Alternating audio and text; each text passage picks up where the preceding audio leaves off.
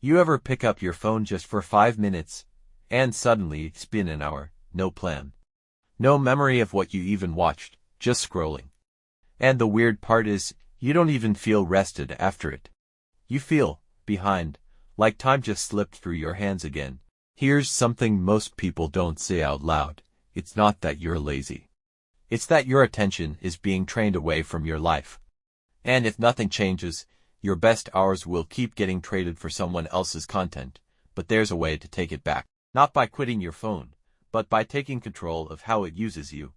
First, understand what's actually happening. Your phone is not stealing time randomly. It's designed to remove friction. One tap becomes 10 minutes. 10 minutes becomes a habit loop. And every time you reach for it during boredom, stress, or discomfort, your brain learns, escape is easier than focus. That's the real problem, not the phone itself, but the reflex. So here's the first shift. Stop trying to use less phone. Start designing a system where your phone is harder to escape into. Simple example, put your most addictive apps off your home screen, not deleted, just hidden. Because the goal isn't punishment, it's interruption. That tiny moment of friction is often enough to break autopilot scrolling. And here's where it gets interesting. You'll start noticing how many times you unlock your phone without even thinking. That awareness alone changes everything. Now second step. Replace, don't just remove. If you remove scrolling but leave your mind empty, you'll go back. So instead, decide what wins that space. It can be something small. Reading a few pages, a short walk. Writing one paragraph about your day. Even just sitting with your thoughts for 2 minutes. It doesn't need to be productive, it just needs to be real. Because your brain isn't addicted to your phone. It's addicted to escape.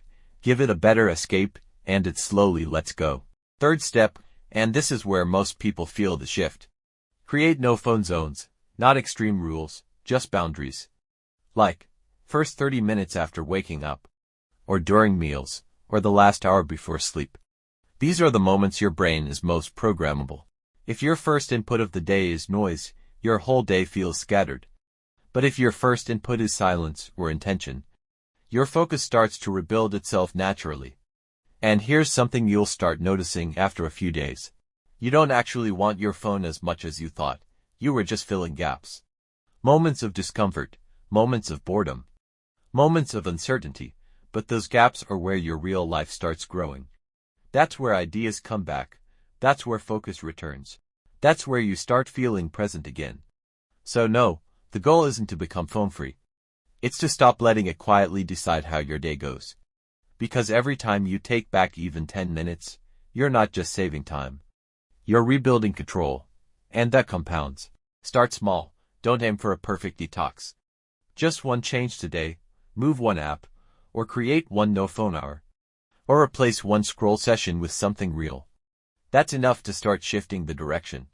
Because your future isn't lost in one big decision. It's being shaped in thousands of small ones, every day. If this felt a little too familiar, maybe it's worth sitting with that for a moment.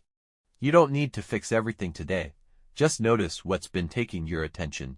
And if you want to keep exploring ideas like this, you can stay with this space by subscribing.